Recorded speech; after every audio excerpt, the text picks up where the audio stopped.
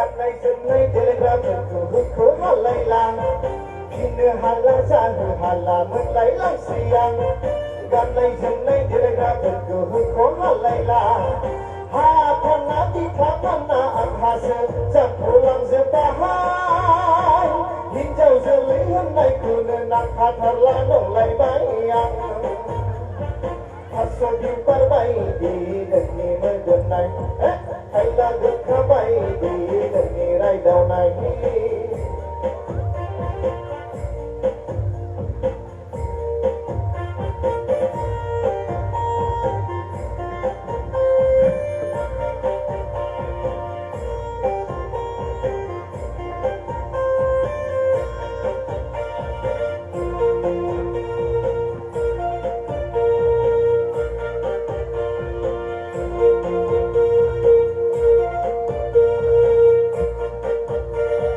नांगौ नांगौ नांथारगौ दंनाय गैया मिथिथारा बिनाय समाव मोनाब्ला थोरसि लथा गारथ'बायो नांगौ नांगौ नांथारगौ दंनाय गैया मिथिथारा बिनाय समाव मोनाब्ला थोरसि लथा गारथ'गारथु बखिबायो हाय खाफाल आंनि जिउआ बोरै जाबावगोन फैया फैया बुंनायखौनो होना लाबोनायानो गोरोन्थि जाबाय खाफालनिसो लिरखानाय ना आंनिसो गोरोन्थि जाखो मा मोखां नुना आङो नोंखौ गोसो थोफ्लांनाय मा मोखां नुना आङो नोंखौ गोसो थोफ्लांनाय थास' बिबार बायदि नोंनि मोदोमनाय खायला गोखा बायदि नोंनि रायदावनाय थास' बिबार बायदि नोंनि मोदोमनाय खायला गोखा बायदि नोंनि रायदावनाय संख्रि खारदै साब्लाबो थावा थावा मोनलायलांसै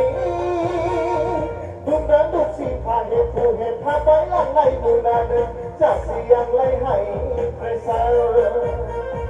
थास' बिबार बायदि नोंनि मोदोमनाय खायला गोखा बायदि नोंनि रायदावनाय गोरोन्थिनि थाखाय गासैनोबो फिन खनसेबाव निमाहा बिबाय ভাল লাগিলেনে আশা কৰি জোৰকে বজাও দেৰ হাজাৰৰ কাৰণে আমাৰ মাজত ইমান প্ৰতিভা লুকাই আছে তেওঁ সাংবাদিকতা কৰে ব্যস্ত জীৱন তথাপিও এই সংগীত চৰ্চাক ইমান ধুনীয়াকৈ তেওঁ অব্যাহত ৰাখিছে আমি আমাৰ তৰফৰ পৰা আমাৰ কণ্ঠশিল্পী দেৰ হাজাৰ নাৰ্জাৰী ডাঙৰীয়াক আমি অভিনন্দন শুভেচ্ছা জনাইছোঁ আৰু তেওঁৰ শিল্পী জীৱন উজ্জ্বল হওক তাৰো আমি প্ৰাৰ্থনা ভগৱানৰ ওচৰত কৰিছোঁ এতিয়া আমাৰ মাজত আমাৰ বিটিআৰ প্ৰধান মাননীয় প্ৰমোদ বড়ো দেৱ উপস্থিত আছে গতিকে খন্তেক সময়ৰ পিছতেই আপোনালোক সকলোৱে অপেক্ষা কৰি থকা তেওঁৰ ভাষণ আপোনালোকে শুনিবলৈ পাব কিন্তু তাৰ আগমুহূৰ্তত আমি চমুকৈ আমাৰ প্ৰাৰ্থী আছে তেওঁ আপোনালোকৰ ওচৰত নিৰ্বাচনী ভাষণ একেবাৰে চমুকৈ ৰাখিব আৰু তাৰ আগমুহূৰ্তত আমি আমাৰ মিত্ৰ জোঁটৰ অন্যতম দল গণসুৰক্ষা পাৰ্টিৰ সন্মানীয় উপসভাপতি তথা বিটিআৰৰ সন্মানীয় PM শ্ৰীযুত ঘনেশ্যাম দাস ডাঙৰীয়াক শুভেচ্ছামূলক দুআষাৰ ভাষণ ৰাখিবলৈ আহ্বান জনাইছোঁ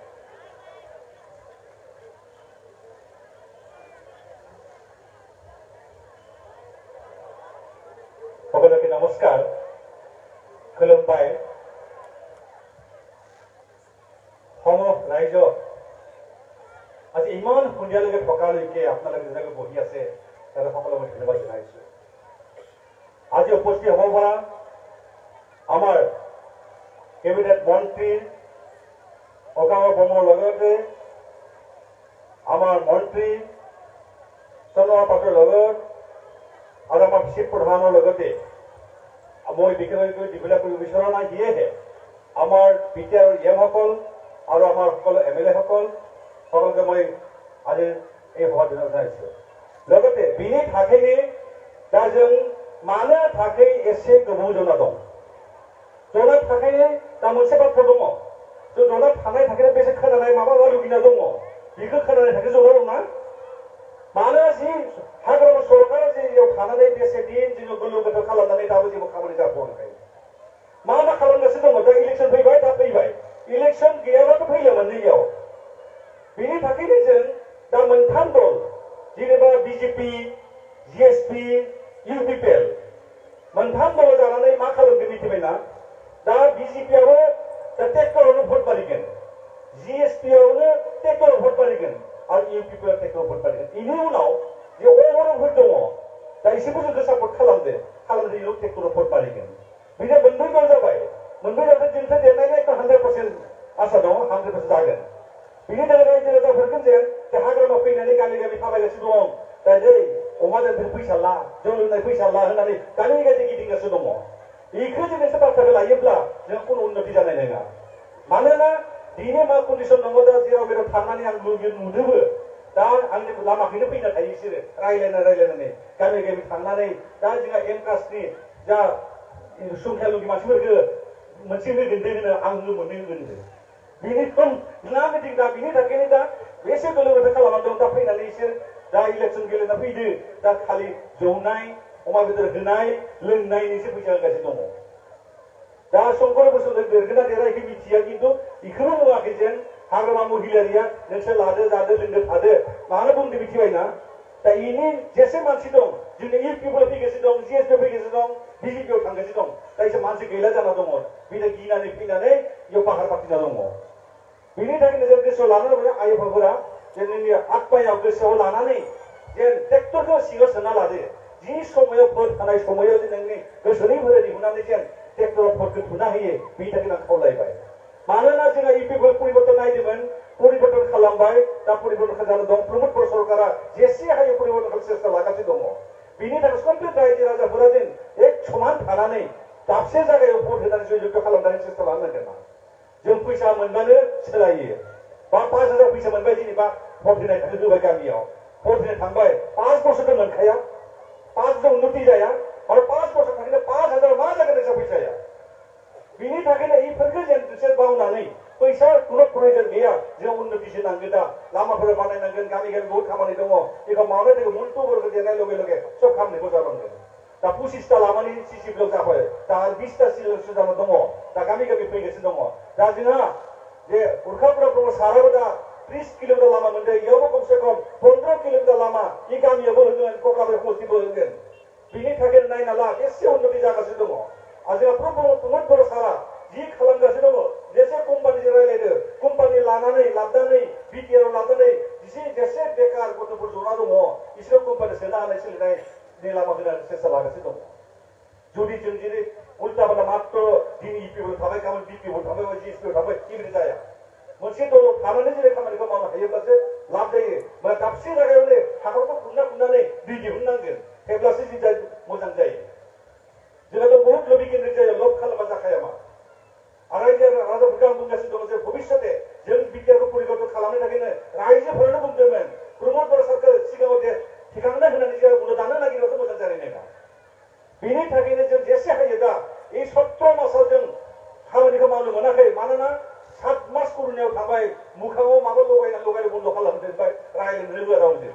जेराव थांबाबो मुखा खुलिना है कर'ना नांगोन बन्द खालाम मा मावनो जोंलाय मात्र 9 मास खामानि मावनो मोनदों 9 मास खामानियावनो जों जेसे मावनो हाबाय दा 25टा लामा जाबाय आरो बहुत लामा जानानै आसंखा दङ दा 22टा लामा सेंसन जाना दङ सारा गैयाबाबो कक्राझारनि थाखायनो एसे खामानि मावगासिनो दं दा बुंनावसो नुगोन मास मोननैनि उनाव दा बेनिफ्राय रायजो राजाफोरा खालामबाय टाइम एकदम गैखाया खारन मोनथिना जाना दं मानसिफोरा माने मोनथिया जय नुना दं आं बेखौनो नायना दङ फुंनिफ्राय जना दं बेलासिफ्राव जना दं मेंलांबाय गोलोमबाय बिनि थाखायनो जेन आं खावलायबाय जेन जोंनि पार्टिया मोनथाम पार्टी जेनेबा बिजेपि जिएसपि इउपिपिएल मोनथाम दलनि पार्टिया मात्र ट्रेक्टराव भट मारिगोन टर्चलाइटआवबो ट्रेक्टराव भट मारिगोन बिजेपि पुदुमफलावबो ट्रेक्टराव भट मारिगोन ट्रेक्टराव भट मारिगोन इउपिपिएलआ आरो इनि उनाव अनाबर मानसिफोर जे हारसा मानसि दङ हारसाफोरानो ट्रेक्टराव भट मारिगोन बिनि थाखाय गिनाय गैला जिखुनु प्रकारे रायजोफोरा ओंखार फैनानै जों खामानि मोजां मावना लायो आरो भटखौ होयो आरो जोंहा मन्टु बर'आ एसे मोजां मानसि सिगांनिफ्राय नुदों उरखापुरनि माबायाव इलेक्सनावबो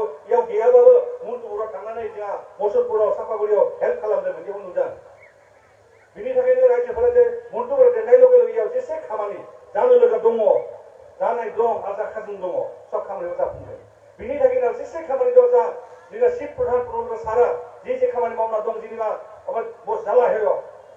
साइन्सनि माबा बिभाग फैबाय इनि उनाव आइटिआइ कलेज फैबाय आरो इनि बहुत अफिस फैबाय फैनानै दा बर्तमान जालाय उन्नति जालांगोन बा कक्लाबारि उन्नति जालांगोन जेरावबो गोजान थानायनि कुनु प्रयोजन गैखाया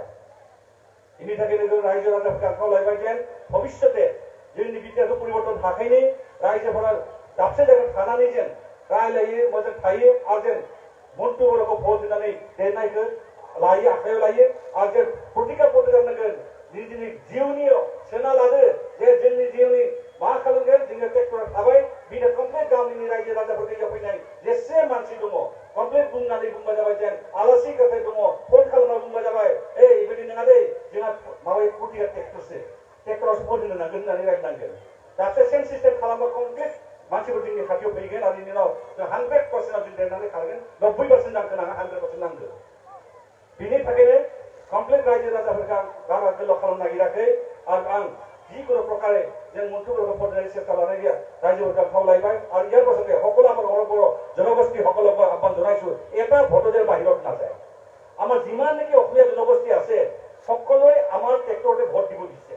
আৰু যিজন কেন্দ্ৰীয় হৈছিল হিৰেণ হৰণীয়া সি পলাই যোৱা নাই মানে গুচি গলি ইলেকশ্যন দেখিলে টকা এক টকা নাই তেখেতেও কৈছে যেন ট্ৰেক্টৰ ভোট মাৰিব দিছে তাৰপৰা জিএছপিৰ যিমান আমাৰ অসমীয়া জনগোষ্ঠী আছে বা যিকোনো পাৰ্টিৰ মানুহ আছে তেওঁলোকে সি ট্ৰেক্টৰতে ভোট মাৰিব ঠিক তেনেকৈ পুদুম ফুল আহি ট্ৰেক্টৰতে ভোট মাৰিব তেতিয়াহ'লে যিটা অনিবাৰ্য 100% আমি জিকিব পাৰিম আমাৰ কোনো পক্ষে আমাৰ মাইনাছ নহয় চিন্তা কৰিব লগা নাই সেয়েহে সকলোকে মই আহ্বান জনাইছো আৰু এমকাষ্টৰ সকলোকে মই জনাইছো যে তেওঁলোকে যেন অলপ লালসত তেওঁলোকে বিক্ৰী নহয় কাৰণ তেওঁলোকৰ গাঁৱলৈ উন্নতি নহ'ব উন্নতি কৰিব লাগিলে একত্ৰিত হৈ থাকিব লাগিব একতা হৈ থাকিব লাগিব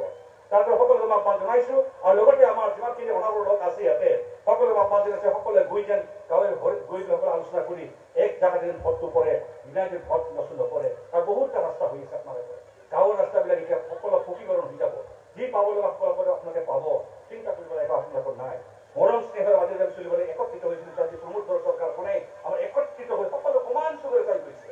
যিসকলে মাটি বাৰী সম্পত্তিৰ পৰা অধিকাৰ দিব বিচাৰিছে যাৰ নেকি এক তলৰ মাটি নাই তেওঁলোকৰ মাটি 1 বিঘা দি হ'লেও প্ৰমাণ পত্ৰ দি হ'লেও আগবাঢ়িব বিচাৰিছে তেওঁলোকে চৰকাৰ আমাৰ বিটিআৰ চৰকাৰ আমাক ক'ত পাব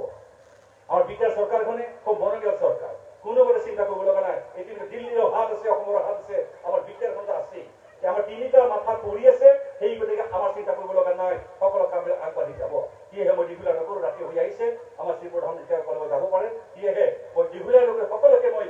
আহ্বান জনাইছো যে মন্টু বড়োকে ট্ৰেক্টৰ ভোট দিবলৈ আহ্বান জনাইছো আৰু ভোট দি জয়যুক্ত কৰাৰ কাৰণে মই আপোনালোকক অনুৰোধ জনাই মই শুভেচ্ছা জনাইছো নমস্কাৰ আমাৰ জিএছপি দলৰ সন্মানীয় উপসভাপতি বিটিআৰৰ সন্মানীয় ইএম শ্ৰীযুত ধনেশ্যাম দাস ডাঙৰীয়াই আপোনালোকক অসমীয়া আৰু বড়ো ভাষাত সুন্দৰভাৱে নিৰ্বাচনৰ যি আহ্বান জনালে তাৰ বাবে তেখেতক আমি ধন্যবাদ জ্ঞাপন কৰিছোঁ আমি গম পাইছোঁ যে আপোনালোক সকলোৱে আমাক ভোট দি জয়যুক্ত কৰিব ইমান সময় আপোনালোকে ইয়াত ৰৈ আছে গতিকে পলম নকৰাকৈ আমাৰ তিনিওটা দলৰ ইউপিপিএল জিএছপি আৰু বিজেপি মিত্ৰজোঁটৰ মনোনীত প্ৰাৰ্থী শ্ৰীযুত মন্টু বড়ো ডাঙৰীয়াক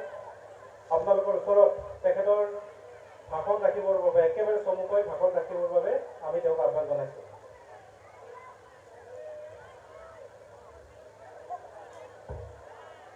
खुलुमबाय रायजोफोर नमस्कार दिनैनि नैबे माइनाव बाजारनि गेलेग्रा फोथाराव जि 22 नं कक्लाबारि समष्टिनि फोसावदिं मेलखौ दैदेनबाय थानाय मर्सदार रिजित डेका डाङरिया आरो ইয়াতে উপস্থিত হ'ব পৰা আমাৰ বিটিআৰৰ চিফ সন্মানীয় প্ৰমোদ বড়ো ডাঙৰীয়া আমাৰ অসমৰ দুজনকৈ কেবিনেট মিনিষ্টাৰ সন্মানীয় পাটোৱাৰী ছাৰ আৰু ব্ৰহ্ম ছাৰ আৰু ইয়াৰ লগত উপস্থিত হ'ব পৰা আমাৰ বিটিচিৰ সন্মানীয় ইএম সকল আৰু আৰফেডৰ সন্মানীয় চেয়াৰমেন ইয়াৰ উপস্থিত হ'ব পৰা আমাৰ ইউপিপিএল বিজেপি জিএছপিৰ সন্মানীয় দলৰ কৰ্মকৰ্তাসকল आरो आं दिनैबो आङो नैबे ओनसोलनि आंनि अनजाथाव आरो सिबिजाथाव रायजो राजा आइ आफा बिदा फंबाय नोंथांमोन जोंहा समा गैथारला ओंखायनो आं गोलाव सम बुङाबासिनो फैगौ 8 जुनाव जि जानो गोनां बिसायख'थि बे बिसायख'थियाव नोंथांमोना फुङावनो थांनानै जोंनो थामहिनबा आंनो ट्रेक्टराव जाहाथे ट्रेक्टरनि सावगारिया जाहाथे भट होयो बेखौल' खावलायनायजों लोगोसे अराय समबो नोंथांमोनजों थानानै मोनफ्रोमबो जेंनायाव गसंथानानै आरो नोंथांमोननि जानानै अराय समबो खामानि मावगोननि रादाय होनानै आंनि जि सुंद' बिबुंथि बे बिबुंथिखौ बेखिनियावनो फोजोबनाय जाबाय। गोजोन्थों, खुलुमबाय।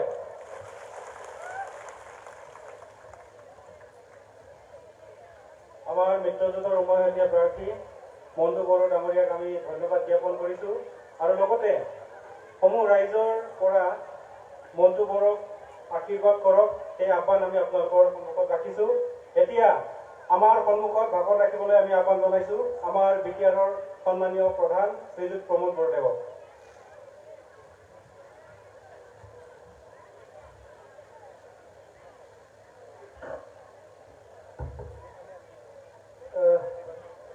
खुलुमबाय, সকলোলৈ नमस्कार জনাইছো। दिनैनि बे मेलाव बाहागो लानो हानाय आसामनि मन्त्रि बिथांमोन, जोंनि EM बिथांमोन, MLA बिथांमोन, MCLA बिथांमोन आरो मोनथाम हान्जा UPPL, GSP आरो BJP नि दैदेनगिरि बिथांमोन आरो बे माइनाव बाजार ओनसोलनि सिबिनां रायजो राजा नोंथांमोन, আমার এই সভাত উপস্থিত মোৰ শ্ৰদ্ধাৰ আই বাই ৰাইজ সকল, মই প্ৰথমতে আপোনালোক সকলোলৈ ধন্যবাদ জনাইছোঁ আৰু শেষলৈকে আপোনালোকে যে থাকিল ইয়াৰ কাৰণেও আন্তৰিকতাৰে মই নমস্কাৰ জনাইছোঁ। এसेबां गोबाव जे नोंथांमोना थाबाय बेनि थाखायबो आङो साबायखर जासिदों। गोलाव बाथ्रा बुंनांगौ गैला, नोंथांमोना दिनै जोंनि मन्त्रि उजि ब्रह्म बिथांनिफ्राय गोबां बिबुंथि खोनाबाय, मन्त्रि चन्द्र महन पाटवारी बिथांनि बिबुंथि खोनाबाय, बिथांजों लोगोसे बिथांनि सिगाङाव भबानिपुर समष्टिनि MLA नि बिबुंथि खोनाबाय आरो लोगोसे दायो एसे आगोलाव GSP नि लेङाइ आफादगिरि घनेश्याम दास EM बिथांनिबो बिबुंथि खोनाबाय। दा बाथ्राया बेनो जे थोंजोङै 8 अक्ट'आव बिसायख'थिया जागोन। थांनाय बिसायख'थियाव नोंथांमोना आंखौ भट होनानै देरहाहोबाय आरो बे 1.5 बोसोर 1.5 बोसोर आङो बिबान लानानै बड'लेण्डनि सरकारनि जिफोर माखासे जेंना जेंगोनाफोर बेफोरखौ जथेस्थ' बोस्रांनो नाजाबाय आरो 1.5 बोसोराव थांनाय 17 बोसोरनि BPF सरकारनि माखासे मावलांनाय गेना गोरोन्थिफोरखौ सुस्रांनानै सरकारखौ मोनसे गोथों लामायाव लाबोनो हाबाय। दा नैबे समनिफ्राय फैबाय थानाय समाव जोङो जिफोर हाबाफारिफोरखौ थांखि लादों बेफोरखौ मावफुंनो हागोन होननानै आङो मिजिंथिदों। जोंहा गिदिरथार मोनसे एजेन्डा दङ। बड'फाया जोंनो बिबान होलांदों। थांनाय 30-40 बोसोराव दाङाबाजि जाबाय थानायलाय जोंनि गेजेराव गोजोन थासारि फैयाखैमोन,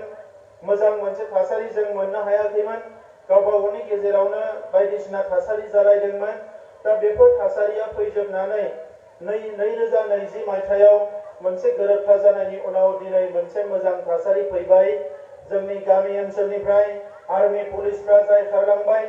जोंनि बर' गामिफ्राव एबा जोंनि समाजाव जायफोर एसे दादागिरि खालामोमोन,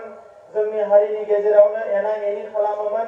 बेफोरबायदि राजखान्थियाबो जोंनि गेजेरनिफ्राय जोबस्रांनानै थांबाय आरो दिनै मोनसे गोग्गो आरो स्टेबल मोनसे गोजोर समाज जोङो मोननो हाबाय। दा बे समाव जेला शान्ति फैयो, गोजोन फैयो, मोजां थासारि फैयो, अब्लासो जोङो मोजां खामानिखौ मावनो हायो। दा बेनिखायनो रायजोफोर,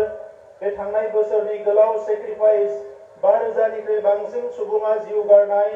गोलाव सम सोमावसारनाय, बिनि फिथाइखौ जोङो दायो मोननो थांगासिनो दङ। दिनै सोरबा सोरबाया हेंथा हान्जानि हेंथा दोलोनि मानसिफ्रा बुङो जे BTR गोरोबथाया जेबो जायाखै होननानै। BTR गोरोबथाया जोंनि जि बिदा फंबायफोर सोरबा म्यानमाराव थायोमोन, हाग्रायाव थायोमोन, बिसोरखौ न'आव लाबोनानै होफैबाय। जोंनि जायफोर बिदा फंबायफ्रा डिजिगनेटेड केम्पआव थायोमोन, बिसोरखौ दिनै न'आव गावनि बिमा बिफा बिब' बिनानावजों थानो हानाय मोनसे थासारि लाबोबाय। आरो गोलाव बोसोरनि उनाव जोंनि गामि ओनसोलनिफ्राय CRP मिलिटारि पुलिसफोरखौ बोखारनानै जोंनि गामिफोरखौ दिनै मोनसे मोजां समाजारि थासारियाव रायजो जानो हानायनि मोनसे मोजां थासारियाव फैबाय। बे गोरोबथानि गेजेरजोंनो दिनै जोंहा बर' बिजोंनि जेंनाफ्रा माखासे जोबलांगासिनो दङ। जोंनियाव गासै 26 कलेज प्रभिन्सियेलाइज जानांगौ। बिनि गेजेराव आसामनि चिफ मिनिस्टारा गं 10 कलेजखौ प्रभिन्सियेलाइज खालामगोन होननानै फोसावदों। नाथाय जोङो बिथां UG ब्रह्म बिथां, आं BTR निफ्राय आरो लोगोसे बर' थुनलाइ आफाद बर' फरायसा आफाद बयबो बुंदों जे जोंनो गासै 26 कलेजखौ हाजोबाब्लाबो 15निफ्राय 20 कलेजखौ प्रभिन्सियेलाइज खालामनांगोन। जिखिनि फरायसालिफोर दङ बे गासैबो फरायसालिखौ प्रभिन्सियेलाइज खालामनांगोन आरो गामि सोनाय आरो गामि दाननायखौ थाबैनो फोजोबनानै जोंनि ओनसोलखौ जौगानायनि मोनसे मोजां लामायाव लाबोनांगोन। जोङो बयबो गोजोननाय मोनदों जे थांनाय तामुलपुराव जेला अमित शाहया फैयो भारतनि नखर मन्त्रि बिथाङा जोंनो सुक्ति समाव जि 1500 कौटि रां होदोंमोन बेजों लोगोसे बिथाङा 400 कौटि रां गाव आरोबाव एडिशनेलि जोंनो होलांबावबाय। दिनै जोङो जौगानायनि हाबाफारिफोरखौ जोबोद गोबारैनो मावनो हासिगोन नाथाय जोङो जानला मानलाखौ मावनो नागिराखै रायजोफोर। थांनाय 17 बोसोराव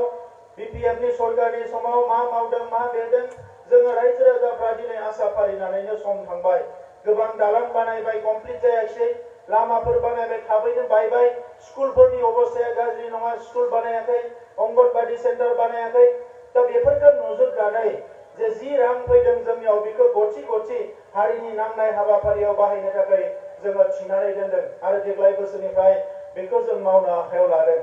दा नैबे समाव जोंनि जे रां आरो रांफोर दङ बबेखौ मावग्रोयोबा हारिया लाब जागोन बेखौ नायनानैसो जों हाबाफारिफोरखौ लानो सानदों। दिनै कक्लाबारिनि बिसायख'थिया जोंनि गेजेराव जोंनि हारिजों गुबुन हारिजों एना एनि जानायखौ खौसे खालामनानै होफैबाय। थांनाय बिसायख'थियाव आं हारसिङै एबा जों इउपिपिएल हारसिङै जोङो इलेक्सन गेलेदोंमोन आरो बै समाव 23,000 भट मोननानै देरहादों। नाथाय एबारनि इलेक्सनाव जोंजों लोगोसे बिजेपि दङ, जोंजों लोगोसे जिएसपि दङ। थांनाय इलेक्सनाव जिएसपिनि बिजाथिया प्राय 19,000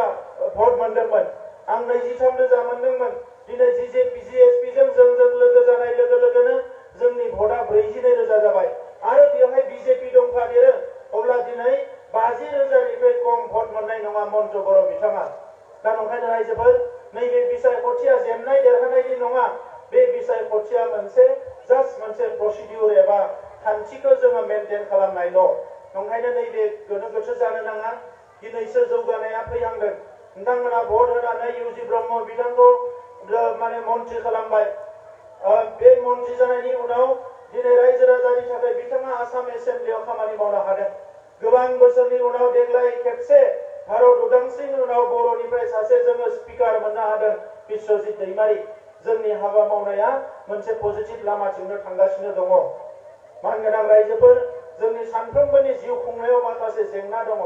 जेब्ला गोजोन थासारिया फैयो बे जेंनाफोरखौ जों बोस्रांनो हायानि जेबो खोथा गैया। थांनाय 1.5 बोसोराव खुन्दुं कम्बलनि राजनितिखौ जों खालामनो होआखै। सिगाङो खुन्दुं कम्बलनि राजनिति खालामनानै कौटि कौटि थाखाखौ सोरबा सासे सानैया मन'जोब्बाय। आङो दिनै सरकाराव जिरायनानै नुदों गोबां फाइल फैयो। बे फाइलफ्रा सोरबा जोंनि मानसिनि नङा, इउपि, बिहार, मध्य प्रदेश, तामिलनाडु, चेन्नाइ, बिनिफ्राय माने नागालेण्डनिफ्राय फाइल फैयो। 40 कौटि 50 कौटि खुन्दुं कम्बलनि साप्लाइनि फाइल फैयो आरो बेवहायनो जों मिथिदों जे जोंनि रांखौ जाख्रेबजोबदों। बे 1.5 बोसोराव जोङो खुन्दुं कम्बलनि राजनितिखौ बन्द खालामनाय लोगो लोगोनो दिनै जोंनियाव फैसाया दासिमबो जोंनियाव फैसा दङ। जोङो फैसाखौ लाखिनानै दोनदों। बिथांमोना 30,000 कौटि रां 3,000 कौटि रां दाहार खालामनानै गालांदोंमोन। नैबे बोसोरनिफ्राय जोङो 60,000 सुबुंनि नखरजों जोङो अमा फिसिनाय, 35,000 नखरजों जोङो बोरमा फिसिनाय, 25,000 माने नखरजों आइजोफोरजों जोङो जि दानाय माखासे हाबाफारिफोरखौ देग्लाय आखायाव लादों। थांनाय बिसायख'थियाव सेल्फ हेल्प ग्रुपफोरजों खामानि मावनायनि खोथा बुंलांदोंमोन आङो आरो देग्लाय रायलायनो भारत सरकारनि ट्राइसेम होननाय मोनसे आफादजों रायलायनानै 300 क्लास्टार जोङो बानायनो सानदों। मोनसे क्लास्टाराव 20टा 10टा सेल्फ हेल्प ग्रुप थायो आरो बे 10टा सेल्फ हेल्प ग्रुपजों लोगो नांनानै जि क्लास्टार जागोन बे क्लास्टाराव 20 लाख रां मोनगोन। बे 20 लाख रांजों दाउ अमा फिसियो, सोरबा माने दानाय लुनायनि हाबा मावो, आसार बानायो, पापड़ बानायो, जि बानायो, बेखौ बानायनो हागोन। दा बे आसनिफोरखौ जोङो लाबोगासिनो दङ। दा मानगोनां रायजोफोर जों मिथिगौ बे गोलाव सोमावसारनायाव जोंनि हारिया गोबां खहाबो जादों। दिनै गोरिब गुन्द्रानि अनजिमाया बांलांदों। न' बां गारनानै मानसिफ्रा गुबुन जायगायाव खामानि मावनो थांदों। दिनै गुरु उत्सवाव आङो तामुलपुरनि मोनसे फरायसालियाव हाबदोंमोन। सासे फरायसाया फरायनो फैदों, उन्दै हिनजावसा, थाखो 4 आव फरायनाय। आङो बिनि बिफाया मा मावो होनना सोंनायाव बियो बुंदों जे आंनि आफाया केरेलायाव थायो बिमाया बहा दङ होनना सोंनायाव बियो बुंदों जे बिमायाबो केरेलायावनो थायो बिबैयासो बेखौ फोरोंगासिनो दङ बिबैया जि समसिम गोरा जानानै थागोन फरायनो मोनगोन जिखालि बिबैया अबस्था गैया जागोन बिनि फरायनायाबो जोबगोन माने दिनैसिम रांखान्थियाव जोङो गोख्रों जानो हायाखै नंखायनो मानगोनां रायजोफोर जोंनि दानि दावहाया राजखान्थिनि दावहाया जोबथ'नायनि उनाव दिनैनि दावहाया रांखान्थिनि दावहा बेनिखायनो जोंनि आइजोफ्रा दोनथुमनो रोंनांगोन जोंनि न'खरफ्रा साबना हामना जानांगोन जौ सेरेबजों गोदोनायनिफ्राय जों उदां जानांगोन जिखिनि जेंना दङ समाजाव बेखौ जों थिग खालामनांगोन आरो उन्दैफोरखौ लेखा फरायहोनांगोन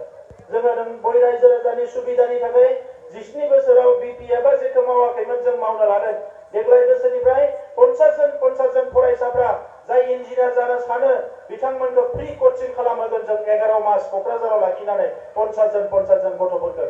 माने बोसोराव जोङो 50 जन इन्जिनियार बरननायनि टारगेट खालामदों देग्लाय बोसोरनि नभेम्बर मासनिफ्राय 100 जन जोंनि लाइमोनफोरखौ जोंनि फरायसाफोरखौ आईएएस आईपीएस होनायनि थाखाय जोङो फ्रि कचिं होनो सानदों देग्लाय बोसोरनिफ्राय जाहाथे जोंहा आईएएस आईपीएस नि अनजिमाया बाङो देग्लाय बोसोरनिफ्रायनो जोङो 50 फरायसुलिफोरखौ मेडिकेल एन्ट्रेन्सआव बिथांमोना जाहाथे मोजाङै पास जायो बिनि थाखाय जोङो बेसेन नाङाजासे 50 फरायसाफोरखौ कचिं खालामहोनो थाखाय सानदों बेजों लोगोसे गंफ्रोमबो फरायसालिखौ नायनो सासे मानसिखौ बिबान होनाय फरायसालिखौ साबना हामना खालामनाय साफ्रोमबो फरायसाफोरखौ केरियार काउन्सिलिं खालामनाय बे हाबाफारिफोरखौ आखायाव लादों